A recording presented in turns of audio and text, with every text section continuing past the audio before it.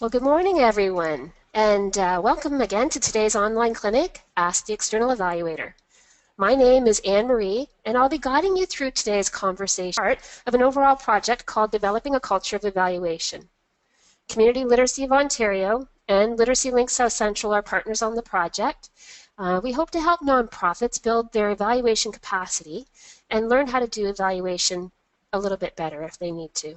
We began working on this project in March 2015, and we'll be done in March 2017, and this is the 6th of 10 clinics we'll be offering. We'd like to thank the funder for this project, the Ontario Ministry of Citizenship, Immigration, and International Trade, for this opportunity.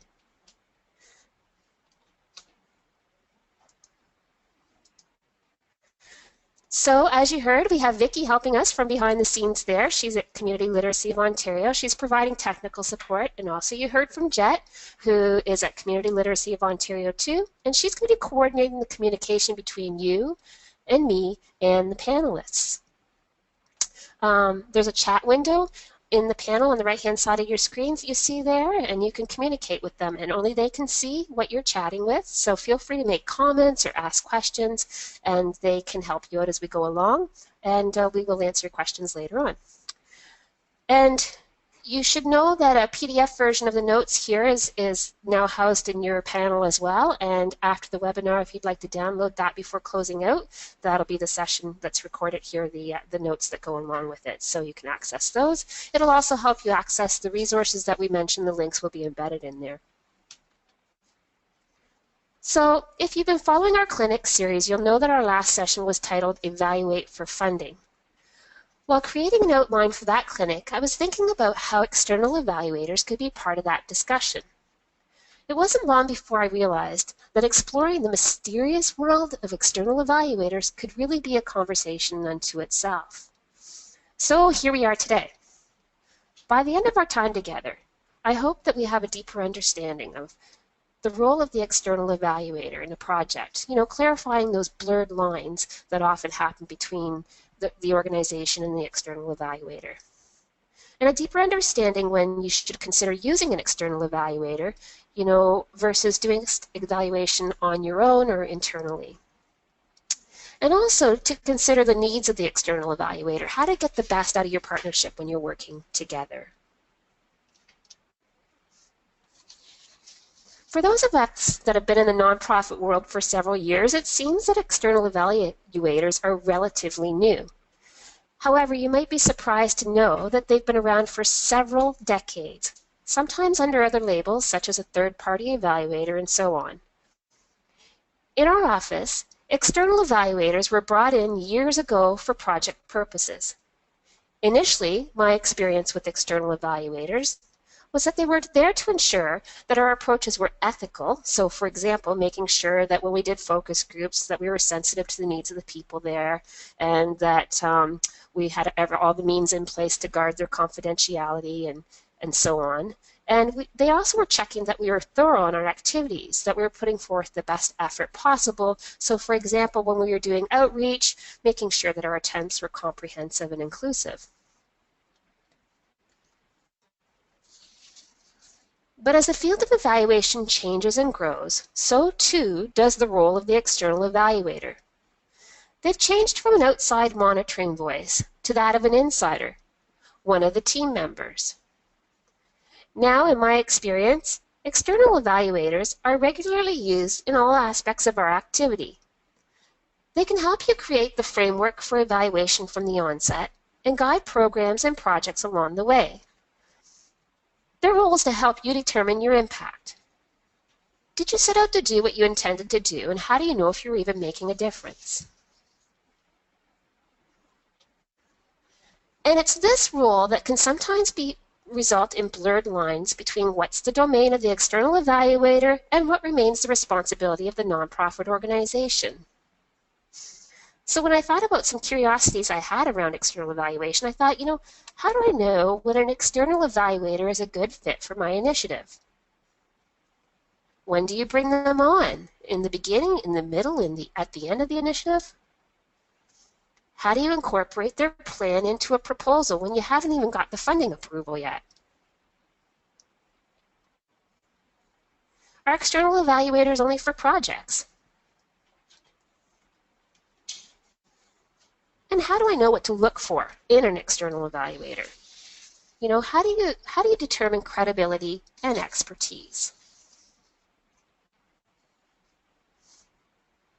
But there's great opportunities having external evaluators help you.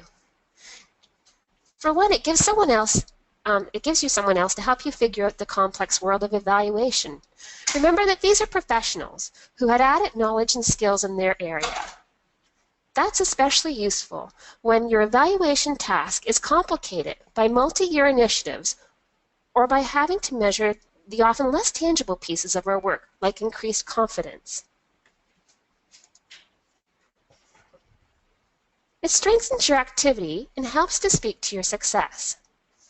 In a world where you often have to compete for limited funding, it's great to have someone to help you speak to your story in a more powerful way. And some funders may have some funding available to help you. Funders recognize that small nonprofits often don't have the capacity, the knowledge, skills, and time to undertake effective evaluation. There may be funding for evaluation available that you're not even aware of. So to help us explore the mysterious world of external evaluation, we have two very knowledgeable and enthusiastic panelists. So I'd like to welcome Jennifer and Gerda. Jennifer Kirkham is a municipal government employee turned solopreneur, she says. She's taken her love of strategy, research, data, and community process and built a strong toolbox to assist organizations in the nonprofit, government, and private sectors. When asked why she agreed to be a panelist during today's clinic, she said, "I love nerdy things like evaluation. Evaluation is a great opportunity to reflect on where we are and where we want to go as an organization. It provides organizations with a tool to help them be more intentional with their work." And next we have Gerda. She has 15 years' experience supporting municipal decision-making from the inside. This is often included providing evaluation support.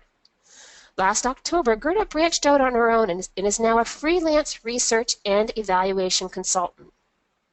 She considers herself fortunate to be working with other consultants as well as directly with organizations. She has an education degree and Master's of Science in Planning. She's a current member of the Canadian Evaluation Society and working towards becoming accredited in the Social Return on Investment Framework. Sounds very interesting. And so when I asked her why she agreed to participate today, she said, "You know, I'll be honest, these things scare me. But I find that exchanges and dialogues like this keep me in step with where people and organizations are at when it comes to figuring out how to best serve the people they're trying to reach. The dialogue and questions provide a great learning experience." So for today's conversation, I've asked Jen and Gerda to speak to 3 questions that I thought could guide us in achieving our objectives. So let's get started. The first question I'd like to put forth is to both Jen and Gerda, is this: what do you consider your role to be as an external evaluator? And I'd like to invite Jen to participate in our conversation. Good morning, Jen. Thanks. Hi, Anne-Marie.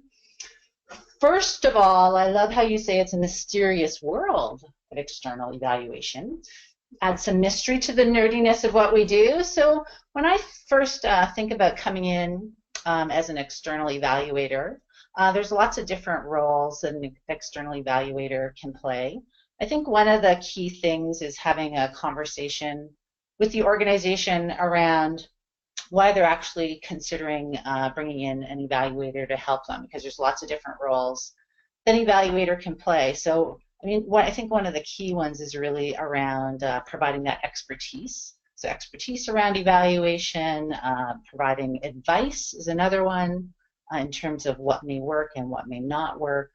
One of the other roles that they can play as an external evaluator is really around credibility. So some of the evaluations that I've done, the organization has the time, they have the internal resources to do it, but in terms of sort of credibility of the results, having it come from an objective third party sometimes actually helps to move the results forward. So credibility, I think, or objectivity is another key role of an external evaluator. One of the things I think you talked about earlier too, Anne-Marie, was around that fresh perspective. So sometimes someone coming in from the outside may see things that people internal to an organization don't see. They also have that sort of degree of independence in terms of being able to say things that they're seeing that maybe people internal to the organization may not as well. So an external evaluator can play a lot of different roles depending on what you're looking for. And I'm going to talk a little later in some of the other questions around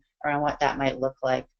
So in terms of sort of the expertise or even providing advice, I'm working with a group this Friday in Brantford, and I'm just coming in for the day as a sounding board. They know they want to do some evaluation, they have some ideas. I'm coming in just to help them even think about it and begin to design it. So it could be as simple as or as small as something like that around evaluation through to sort of a full-blown end-to-end where you're designing an evaluation and actually conducting it and writing the report. I thought I'd throw it over to Gerda to see what other thoughts she has around the role as well. Thanks, Jen. And thanks, Anne-Marie. And just, I'm really pleased to be able to be part of this panel discussion. So, Jen, you had a lot of the points that I've got throughout as well. And I just want to add a little bit to them, I guess. I would say that for me, the role of the external evaluator is, again, as you said about that conversation, entering into a conversation, so that you can provide the level and type of information gathering, analysis, and reporting support that an organization actually needs. And that might, an organization might not know that from the start, what that looks like, so even the role of the evaluator might be to help guide that discussion. And this can range from a single meeting to a full-scale project. So for example, for one piece that I have supported, I consulted with a small nonprofit to help them figure out what some options would be for spending some funding money that they had received. We met for a couple of hours so they could talk to me about what they were thinking, give me a little more information about their organization and their funding, and really a brainstorming session. And then after that meeting, they provided me with some background materials they thought would be relevant, and I pulled it together to provide a plan on how they themselves could gather the information they were looking for that would help them decide what direction they would take. And that may not be what you think of when you think of evaluation, but it is still a role that an external evaluator can support with because it's in that program design or that initiative design stage. On the other end of the spectrum, we're involved in a project far more extensive, as Anne-Marie talked about, sort of a multi-layered project. And the roles inclusive of actually the evaluation planning, tool development, data gathering, analysis, reporting, with the client providing guidance and direction, but the methodology is really up to the external consultant. So it can be a real range, and a lot of that depends on the conversation you have.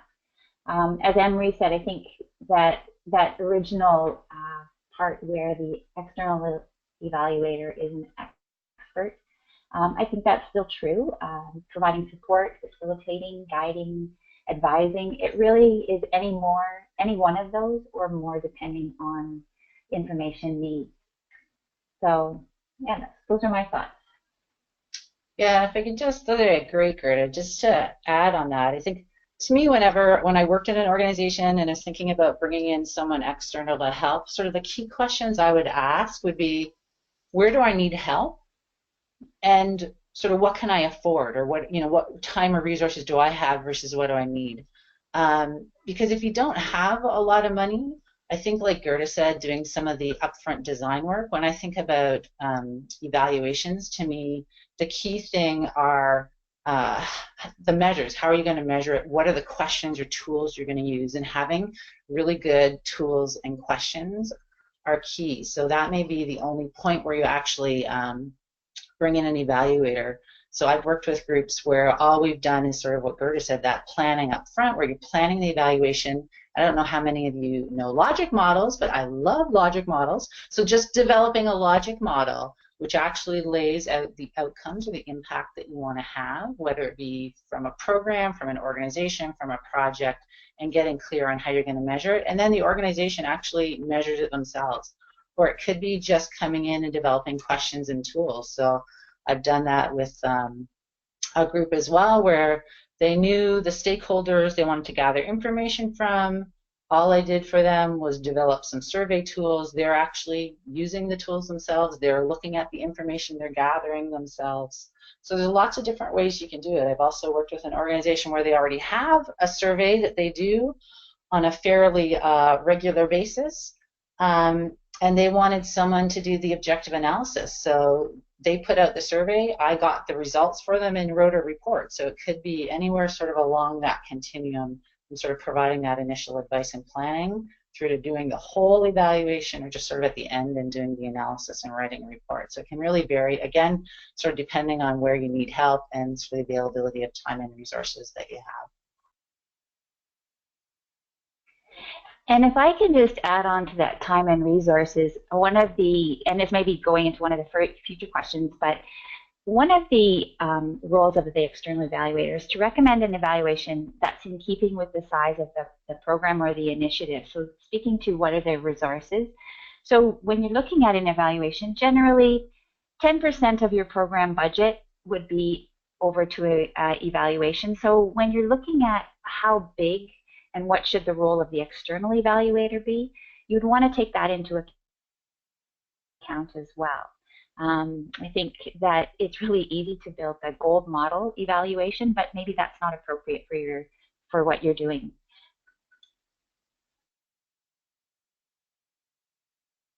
Well, you know, I think that it's Anne-Marie again, and I really like a lot of the statements that you've been saying. There's been some real aha moments even for this first question with me. I really like the idea of the external evaluator bringing credibility to a process or program or service, because you do need that third-party set of eyes. Sometimes even, you know, when Jen used the idea of having an external evaluator help you build a logic model, I think it's a great idea too, because we can get too close to what we're doing that we can't see some of even the more obvious things. So somebody coming in from outside the organization can be really helpful. And I also like the idea of thinking about an external evaluator as being used anywhere along a continuum, because I think often people think that they have to come in, do it all, and that's it. But I really like the idea of maybe, you know, helping with the questions or helping look at the results, or some, you know, if you don't have the resources to bring somebody in for full impact, then to look along the continuum would be a great use for an external evaluator too. So we'll continue our conversation with the next question. And the next question I have that I've put forth, it's coming up here, I think. There we go. When can an organization benefit from using an external evaluator? And I think we've talked a little bit about it, but maybe we can go into that a little bit more too and give some more examples. Jen? Great, thanks, Anne-Marie. Yeah, I think we started to touch on it. I mean, the role and the benefits, I think, are sort of tied together. So I think, as I said earlier, especially around sort of that objectivity or credibility, a lot of times an external evaluator has that degree of independence in terms of being able to sort of see and articulate things that they're seeing in the data that maybe an internal person in your organization may not see. But in terms of when an organization can benefit from it, again, I'm going to go back to those questions I had around thinking about where do you actually need the help. So if you don't know where to start with an evaluation, I mean, the example that Gerda gave earlier, where, you know, she met with an organization for a couple of hours to help them start thinking about it. Again, the group I'm working with on Friday, the same thing. They know they want to evaluate an initiative that they've undertaken. They don't really know where to start. They know they want to have an impact.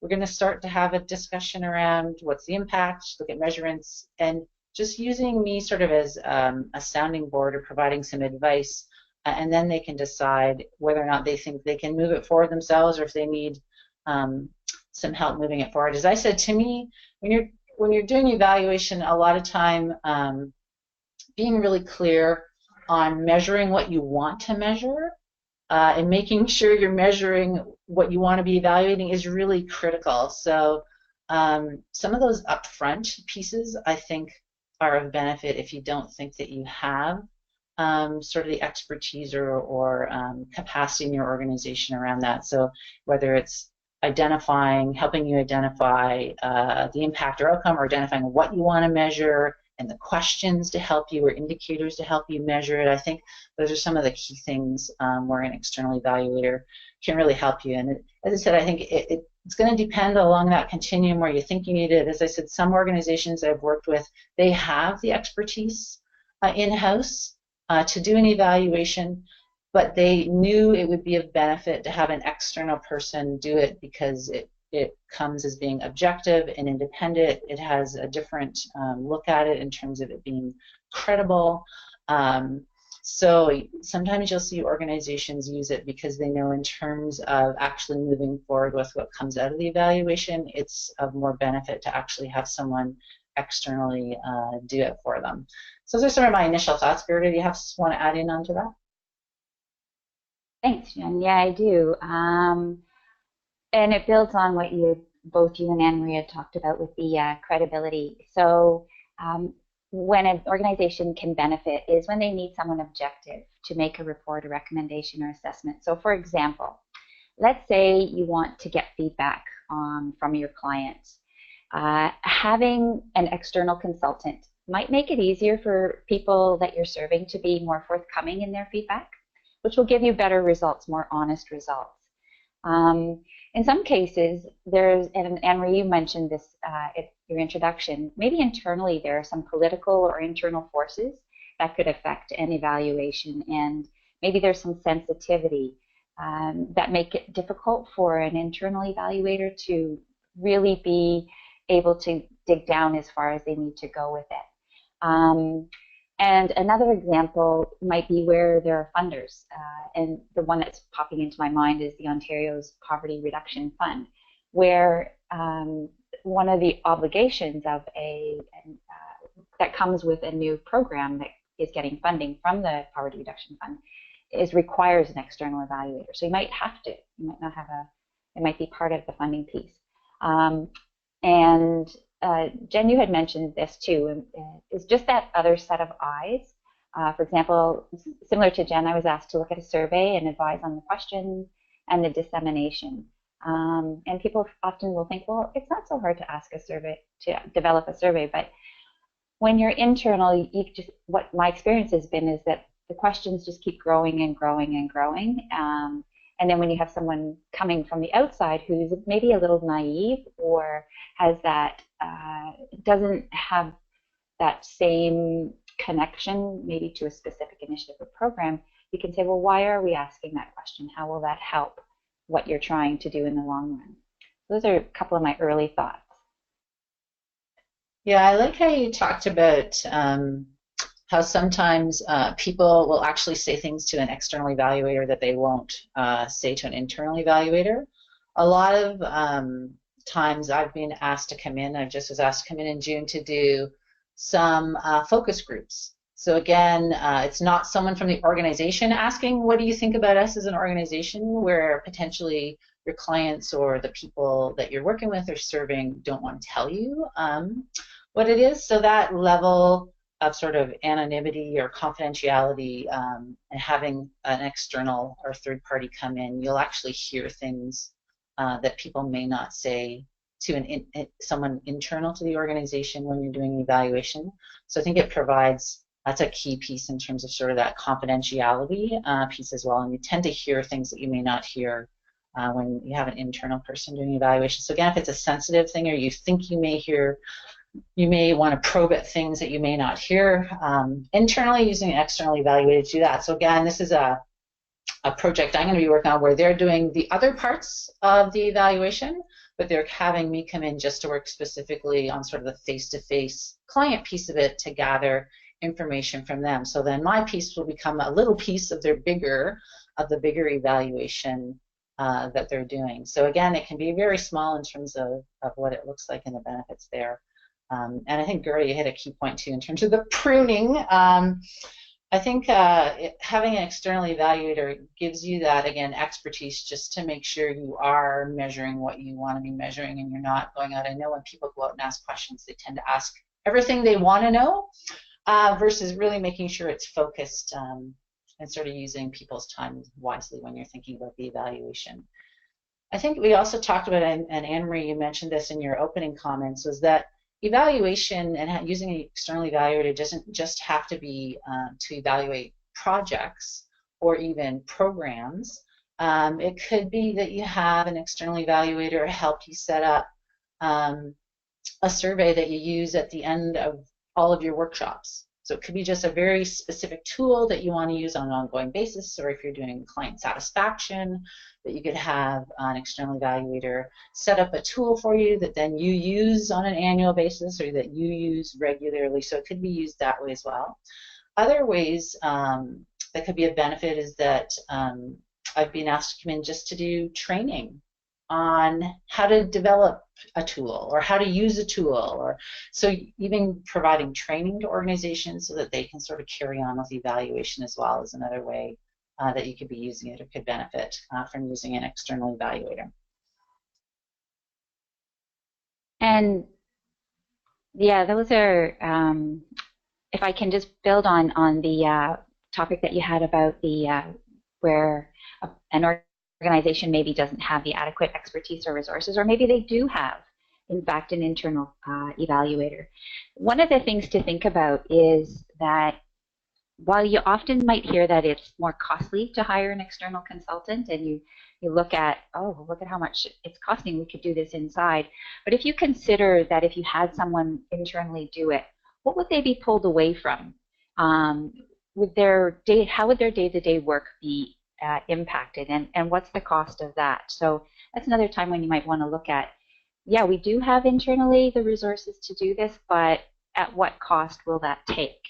And as Jen mentioned, being part of an external evaluator, being part of an internally led evaluation, I've been involved in that on both ends. And that approach can work really well, where as an internal evaluator, you ask somebody to come in and help you out, or as an external evaluator, you're working with the internal evaluators to say, well, you know, we need this data, where can we get it? Can you pull this together for us? What do we need to know that that will help us in our evaluation? And the last point I want to bring up is one of the nice things that an external evaluator can bring is the fact that they've been involved with different organizations and different projects. So they bring a lot of different lenses. And I'm sure you can understand and are familiar with the fact that when you're within an organization, there's a way that we think and then you need that fresh set of eyes that brings in an innovative way of approaching, or a new lens looking at a program. And it could be that if you wanted to, they may have some experience that otherwise might not be accessible, if that's making any sense at all. Yeah, that makes sense to me. I'm an external evaluator, though. Yeah, it's I like what you're saying, because it's interesting when I think of some of the projects I'm working on and how, as an external evaluator, and evaluation being one of the key things that I do, is that all of the evaluation projects I work on, I carry all of that sort of knowledge in my head and all of the things that I've learned. So if I think of, sort of like you said, innovative, or thinking about indicators that you may want to use that will help you in terms of evaluation. I've been doing a lot of work with sort of system level collaborative partnerships and initiatives. And there's lots of tools out there, and then I've got a lot of, what do you call it, suitcases full of tools, or toolboxes full of tools of, this is how you actually evaluate a collaborative partnership. Like, these are the key things you should be evaluating, because research tells you these are the key things that actually create a successful collaboration.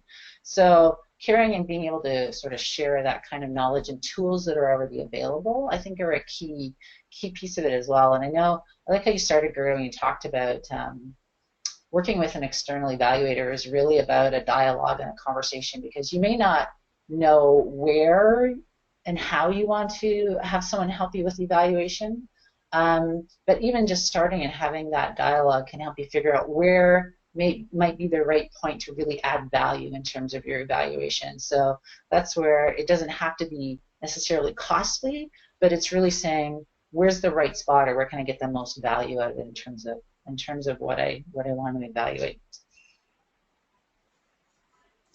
Okay, so this is Anne-Marie, and I could just sit back and listen to you two talk all morning because you're bringing up some amazing points, you know.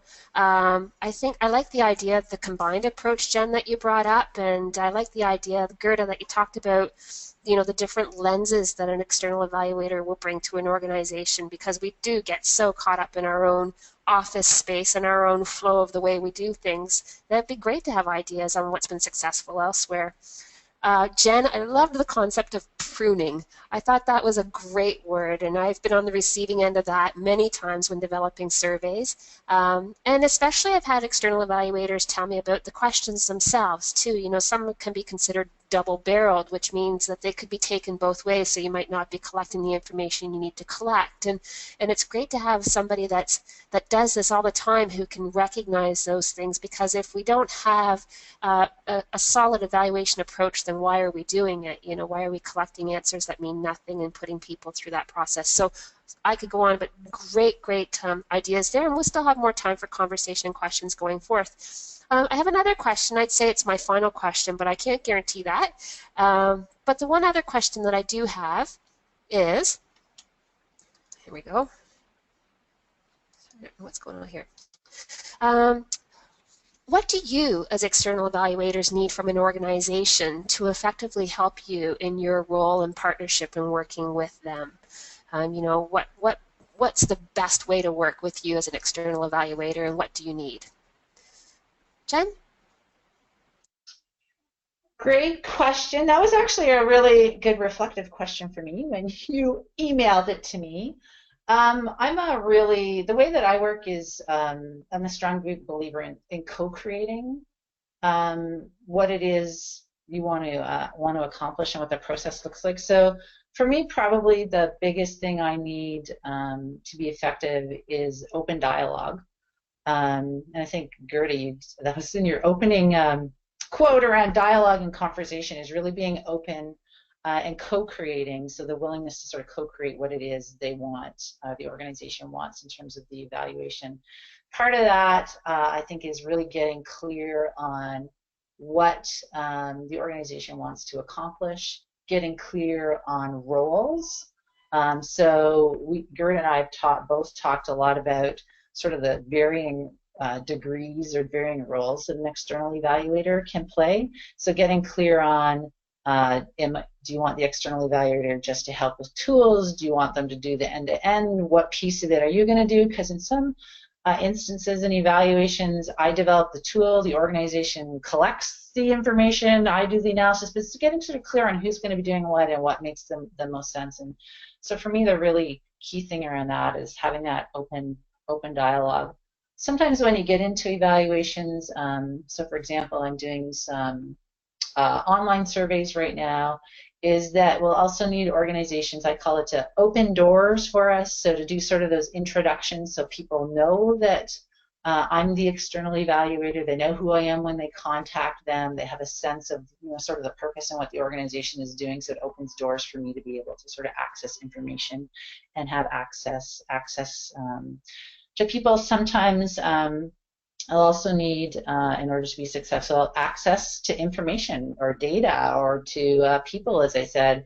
And I think Gerda talked about that a little earlier, that as part of evaluation, sometimes it could mean that there is some work for people within the organization where I say, you know, I need to see your financial statements for the last 5 years, or I need this, and you'll need people internally to actually sort of collect or collate information to be able to provide it to you. But for me, overall, really the biggest thing is sort of having that open dialogue and then getting clear about expectations and roles within the organization. Greta, what's been your experience around that?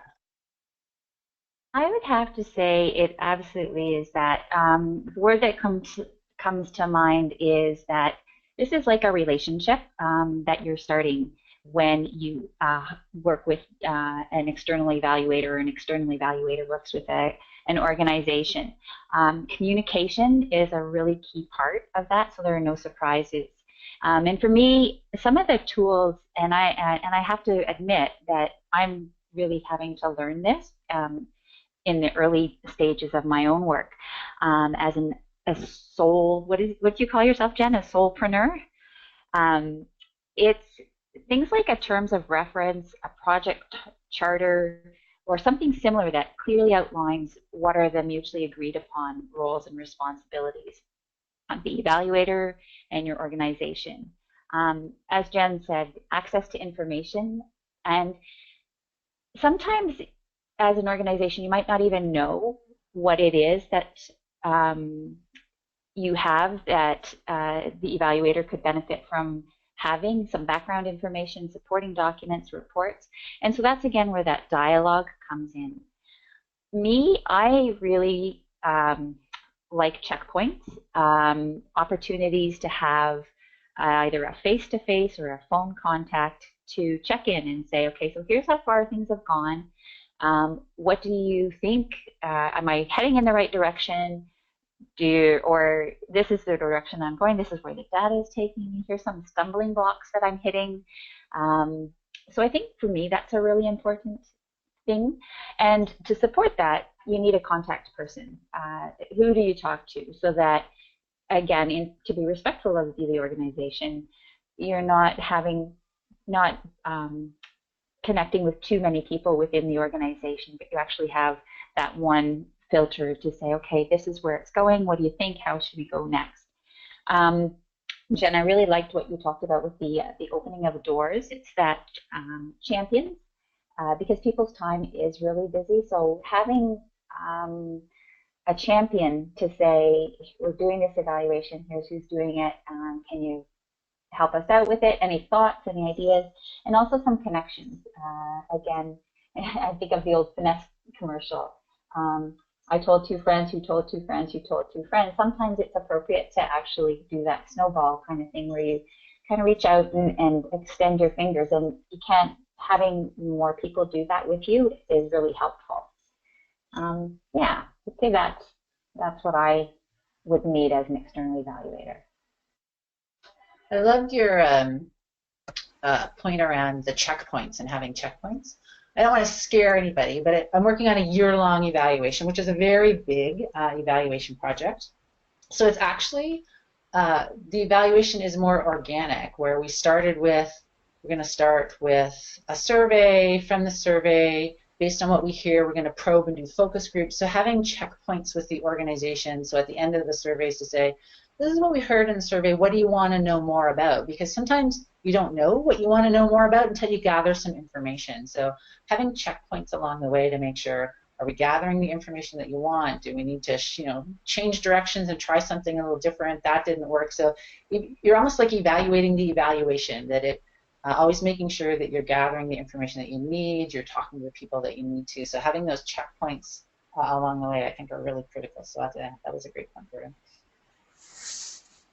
Oh, and another thing that came to my mind too, this is a really practical thing. What I found working with different groups is a shared space for shared documents. So whether that be Google Drive or Dropbox or some sort of a space where key documents can be placed and supporting documents can be placed so that people can actually access them, and it becomes then a centralized evaluation hub, I guess is the word, or evaluation document hub. That, in my experience, has been something that's worked well.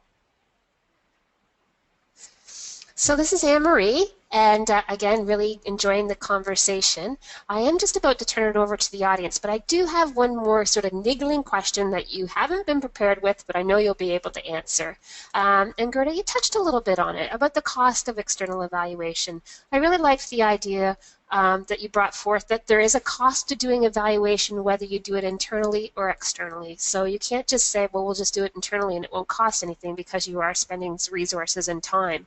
And again, it may not be as effective or efficient as it could be if you had engaged the services of an external evaluator. So that said, and I know Jen's talked to me briefly about this before too, is that funders are now making funds available for external evaluation. So I'm just wondering if each of you could just take just a couple of minutes each and just talk about the funding piece around it, because I think we may have some small nonprofits that are listening that just think, yeah, I think this is a great idea, but we just can't have this. We don't have this opportunity presented to us. How can they access this opportunity? Can I ask you, maybe Jen, to start with that, and Gerda to follow up? Sure. Money is always a great topic. That's a great question. Because yeah, evaluation isn't free. There is a cost to it. I do think it is more cost effective because typically small organizations, you don't hire staff typically who have that skill and have a full-time staff who's sitting waiting to do evaluations for you. But yeah, Anne-Marie and I had a conversation, I don't know, a couple months ago maybe, about this, and how Ontario Trillium Foundation is now building it into their proposals, so a 10% piece of the funding will be allocated for evaluation. I mean, I know working in the nonprofit world that you've seen a shift where funders are now requiring more of a focus on outcomes, so impact and outcomes and what difference you're making, versus sort of counting things in the output way that we used to report to funders. So you're seeing more of an emphasis from funders around it, which means they're also funding it. So a lot of the evaluations that I do as an external evaluator, I'd say the majority probably are through project funding, where an organization has applied for funding either solely for an evaluation. So the one I talked about where it's a year long, that was a single proposal to a funder just to do an evaluation of an initiative, again, to look at what's the impact that this initiative is having in our community. Some of the other ones I've worked on have been project-based, where they, as part of the submission, there was a percentage that was allocated to evaluation. You're finding funders are looking for that, so don't be afraid to build it into your proposal when you're applying for funding, and don't be afraid to also just apply for funding to evaluate it. Because some of the smaller ones, let's say it's even setting up a cyclical piece around client satisfaction, or setting up a cyclical evaluation process for your organization, funders are a lot more open to actually funding things like that. So I'd say if you are looking for help, make sure you're looking at your funders, and not necessarily your funder, like if it's a provincial funder, but it could be a foundation, it could be your United Way, it could be your service cloud. So looking at people, because the focus right now is really on impact and outcomes. So evaluation is seen to be a lot more positive in terms of sort of helping them move forward with that. Gerda, you got some other thoughts on funding? Yeah, I guess the thing that I'm thinking about, and I'm going back to that small nonprofit, they made a decision to actually make that investment, and so that's that mindset. And I recognize that there's that tension when you're a smaller organization, especially doing direct service delivery. There's a real pull, and I think of it in my, in your family. There's the day-to-day expenses, and they can take up all your money. But if you don't make that investment for the longer term, you can end up continuously doing the day-to-day and maybe not spending your money as wisely as you can. So I guess what I'm getting at with that is that there might need to be a mental shift, whether that be the organization or the board, or that says, spending this kind of money actually can have benefits down the road, even though there's that recognition that, yeah, if we spend it on evaluation, we won't be able to spend it on this service. And that's a tough, I get it, that's a tough sort of decision to make, but I think going in with that mindset is an important part too. Well, thanks for letting me put you both on the spot there. But I just thought, if it was me listening to this conversation and I'm sold on it, but what's the next steps and how to do, access funding. So, and I agree. I think that, funders are looking for impact more and more. They're looking for measurements. They're looking for outcomes. So for me, they're saying, yeah, this is important to us. And as an organization, you say, well, if it's important to you, then we'll build it into our budget. Um, so, okay, let's move on. The one thing I do have to show you here is the slide that Gerda gave us. Remember, you can download this PDF, so you can access these resources directly through that PDF. But Gerda, do you want to just do a quickie overview of what you've provided the audience today? Thanks, Anne-Marie. So in true research style, when I was asked to respond to these questions, I thought, well, I'll brainstorm what I think and then I'll test it. So I did a quick Google search and came up with some really great resources and went to some of the places, hit into some of the links that I thought these were credible sources.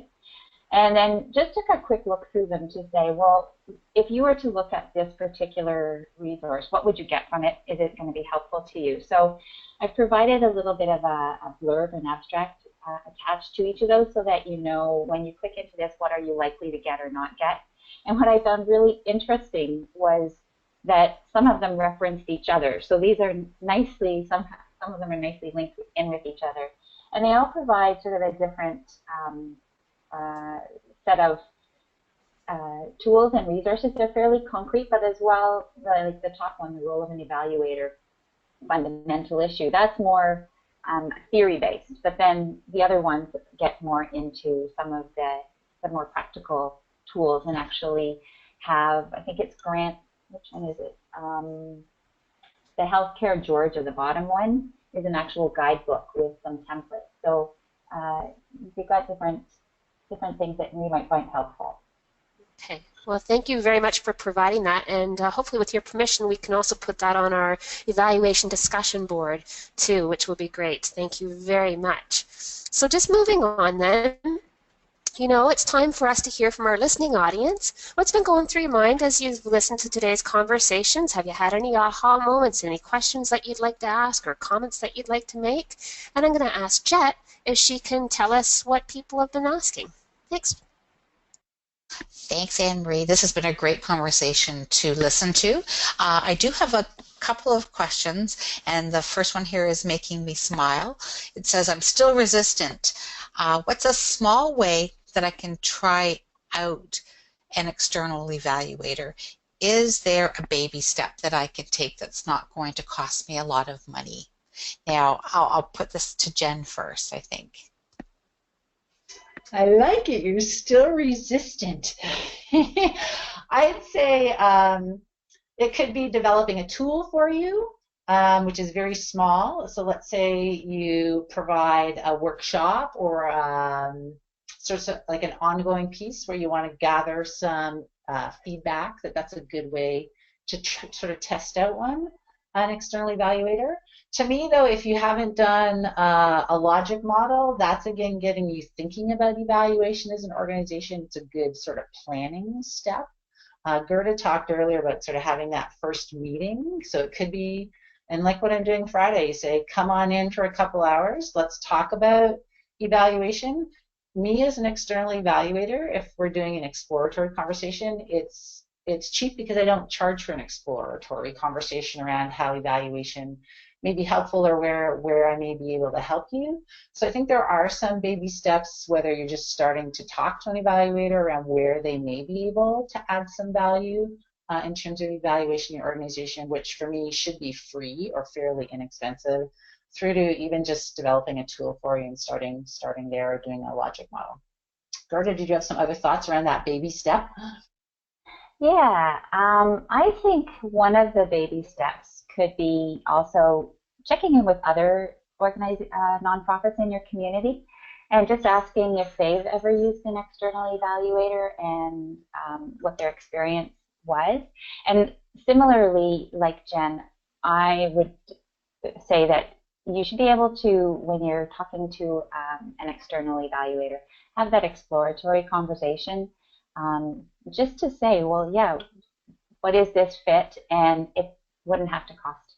I wouldn't charge for that for sure. And I'm not saying that as a sales pitch or anything like that, but just I think that that's one of those things where you need to,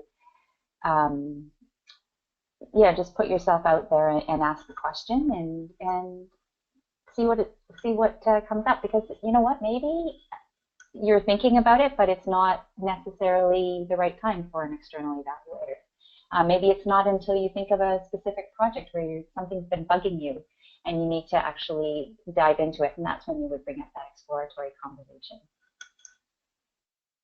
Okay, that's great. I just got really excited listening to that answer, because I'm wondering, and this is my own question now, is there an opportunity perhaps for some small programs in a community to get together and maybe look at what some of their common evaluation needs might be and work together with an evaluator?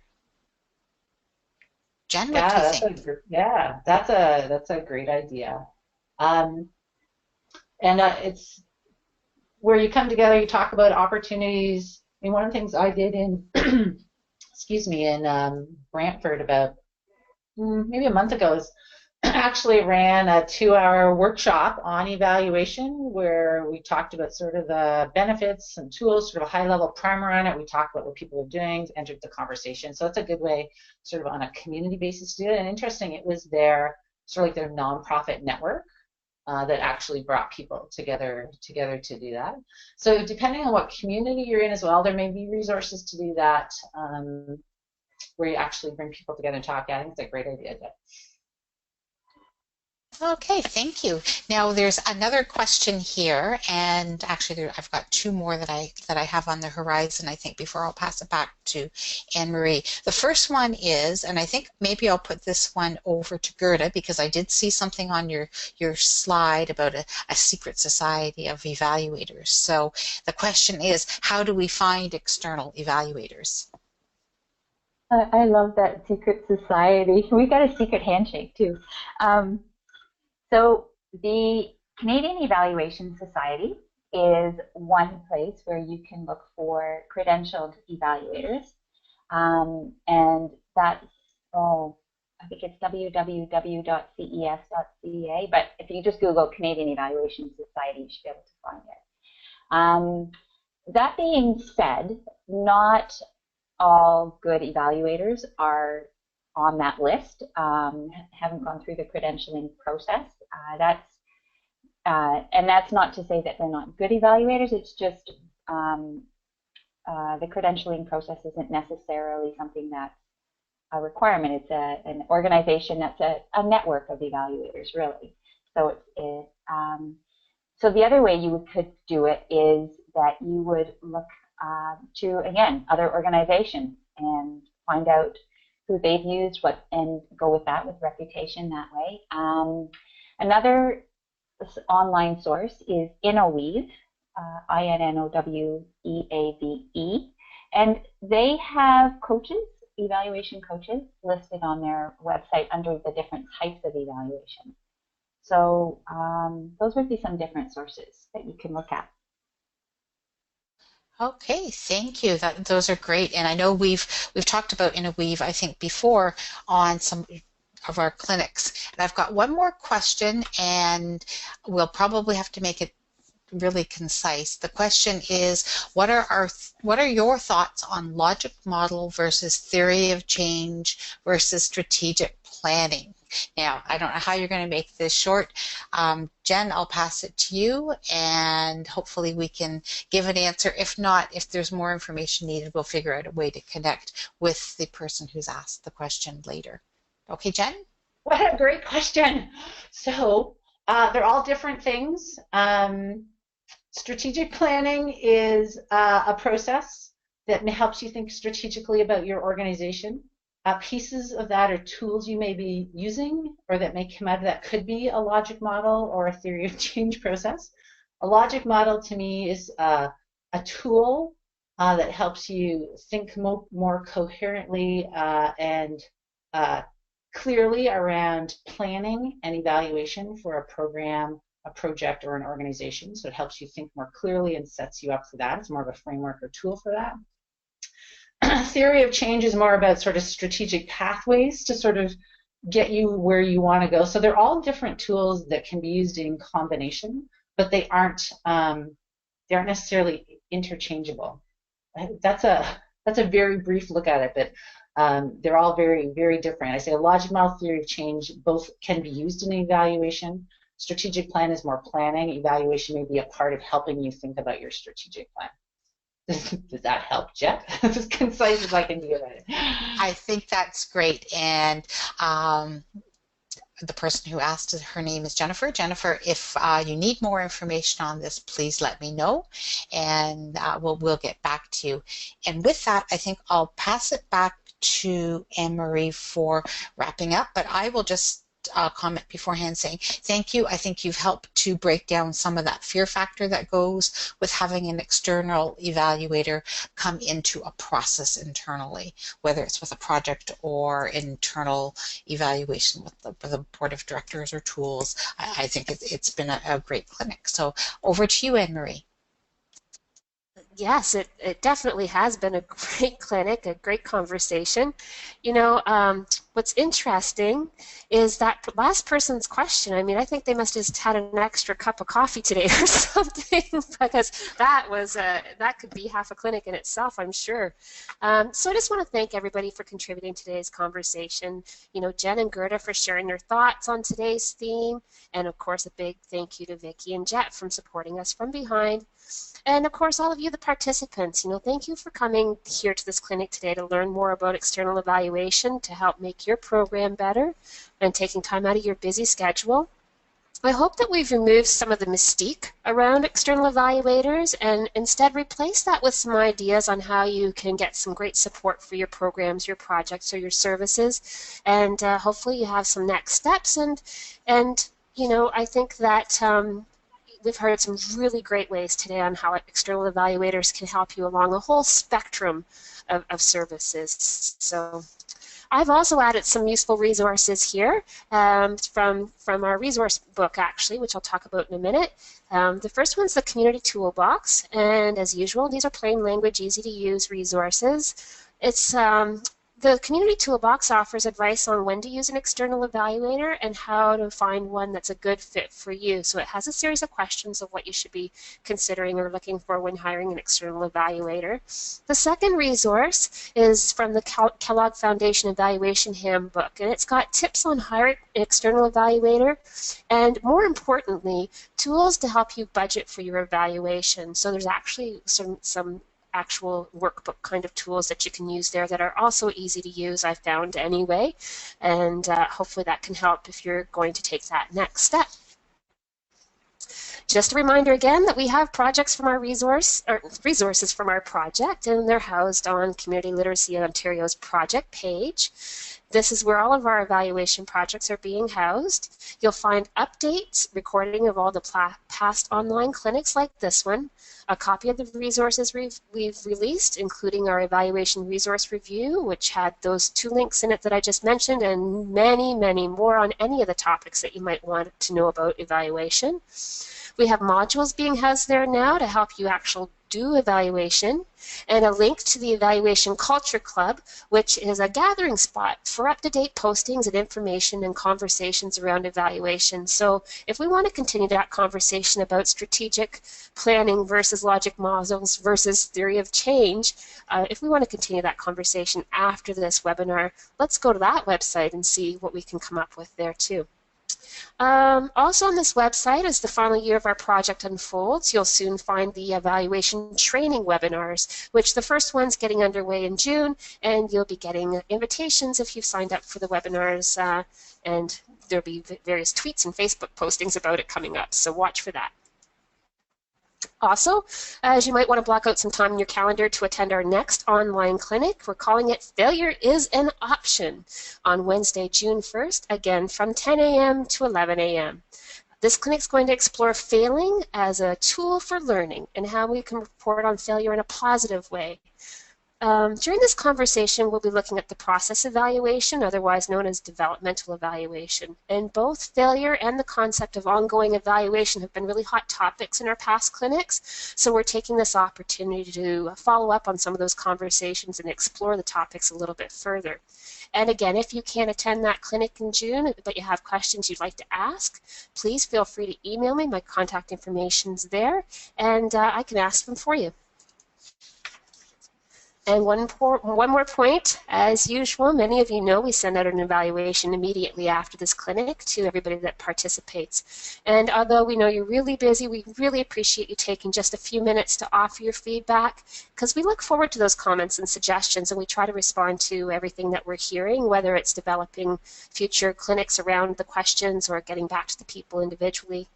So that's it for today. I just want to thank you all again for joining us, and let's meet back here in June, okay? Bye for now.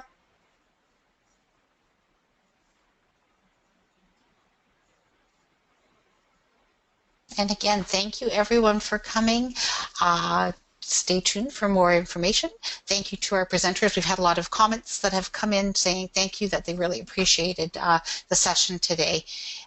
Anyone needing to exit from the clinic, you just have to click the small X up in the top right-hand side of your screen.